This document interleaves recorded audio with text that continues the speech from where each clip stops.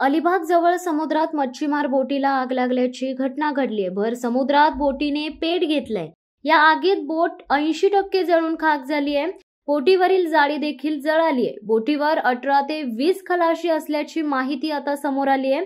बोटीवरील सर्व खलाशी सुखरूप आहेत।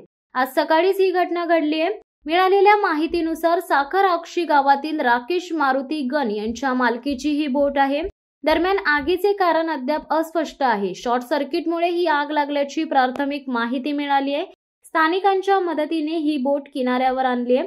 सध्या आग विझवण्याचे काम सुरू आहे।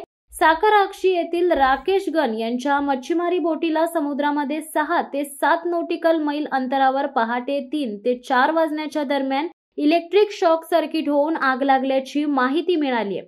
त्या ठिकाणी मदतीला कोस्ट गार्ड व नेव्हीच्या बोटी पोहोचल्या असून सर्व खलाशी आता सुरक्षित आहेत। दरम्यान समुद्रात अचानक बोटीने पेट घेतल्यामुळे खलाशांमध्ये आता भीतीचे वातावरण पसरले।